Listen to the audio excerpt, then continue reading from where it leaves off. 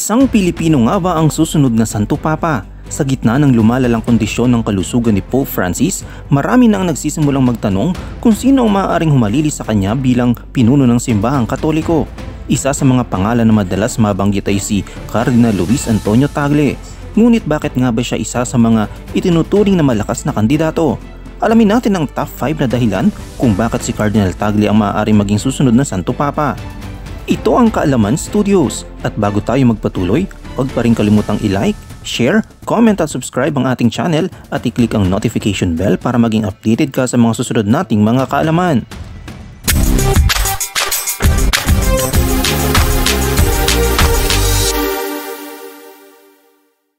Sa edad ng 88, patuloy na humaharap sa mga hamon ng kalusugan si Pope Francis. Kamakailan lamang ay isinuwid siya sa ospital dahil sa bronchitis at natuklasang mayroon siyang double pneumonia.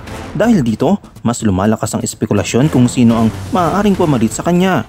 Sa oras na magkaroon ng pagbabago sa pamumuno ng simbahang Katoliko, isang conclave ang isasagawa sa Vatican, kung saan ang mga kardinal na wala pang 80 years old ay boboto upang piliin ang susunod na Santo Papa. At ang isa sa pangunahing pangalan na lumulutang sa usaping ito ay ang dating Arsobispo ng Maynila, si Cardinal Luis Antonio Tagle. Bakit siya? Narito ang 5 dahilan.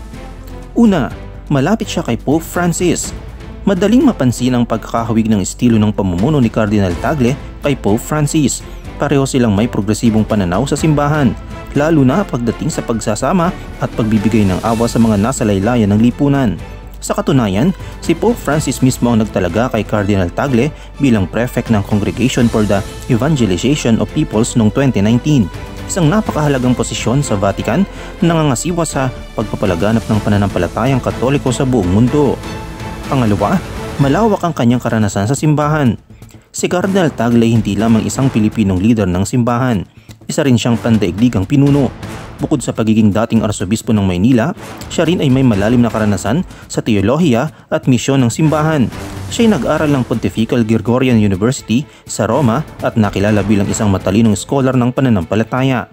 Ang kanyang malawak na karanasan sa pagtuturo, pangangalaga sa mahihirap at pamumuno sa Vatican ay nagbibigay sa kanya ng malaking kredibilidad bilang isang posibleng Santo Papa.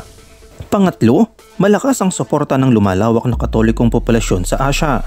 Habang ang bilang ng mga Katoliko sa Europa ay bumababa, patuloy naman itong lumalago sa mga rehiyon tulad ng Asia at Africa. Bilang isang Pilipino, si Cardinal Tagle ay nakikita bilang isang kinatawan ng mga bagong lumalagong sentro ng pananampalatayang Katoliko. Sa kanyang pagiging masigasig sa misyon at ebanghelisasyon, marami ang naniniwala na siya ang maaaring maging tulay ng simbahan sa mga bagong henerasyon ng mga mananampalataya. Pang-apat, mahusay siya sa pagtuturo at pakikipag-ugnayan sa tao. Isa sa mga dahilan kung bakit maraming humahanga kay Cardinal Tagle ay ang kanyang natural na kakayahan sa pagpapaliwanag ng pananampalataya sa isang simpleng paraan na madaling maunawaan ng mga tao. Hindi lamang siya isang mahusay na tagapagsalita, kundi isa ring mabuting pastor na may malasakit sa mga ordinaryong mamamayan. Ang kanyang pagiging malapit sa tao at kakayahang maghatid ng mensahe ng pag-ibig at pag-asa ay ilan sa mga katangiang hinahanap ng isang modernong Santo Papa. At panglima, isa siyang tagapagtaguyod ng justice at mercy. Si Cardinal Tagle ay kilala rin sa kanyang paninindigan laban sa kahirapan, kawalang katarungan at pang-aapi. Patuloy niyang ipinapahayag ang kanyang suporta sa mga mahihirap at sa mga inaaping sektor ng lipunan. Bilang isang leader ng simbahan, siya ay naniniwala sa awa, pakikiisa at pagbibigay ng pag-asa sa lahat.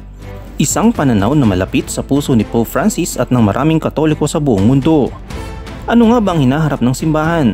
Ngunit bagamat isa si Cardinal Tagle sa mga pangunahing kandidato, hindi pa rin tiyak kung siya nga ba ang magiging susunod na Santo Papa.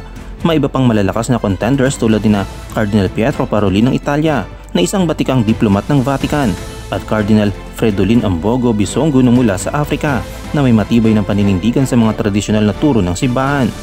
Ang magiging desisyon ng conclave ay magsasalamin kung nais ng simbahan na ipagpatuloy ang progresibong direksyon ng sinimulan ni Pope Francis o kung babalik ito sa mas konserbatibong landas. Ngunit anuman ang mangyari, isang bagay ang tiyak. Ang pagkakaroon ng isang Pilipinong kardinal na tinuturing na papal contender ay isang malaking karangalan para sa ating bansa at may patunay na may mahalagang papel ang Pilipinas sa pandaigdigang pananampalatayang Katoliko. Ano sa tingin nyo? May posibilidad bang si Cardinal Tagle nga ang magiging susunod na Santo Papa? Ibahagi ang inyong opinion sa comment section at huwag pa rin kalimutang i-like ang video na to, mag-subscribe sa aming channel at i-click ang notification bell para maging updated ka sa mga bagong kaalaman.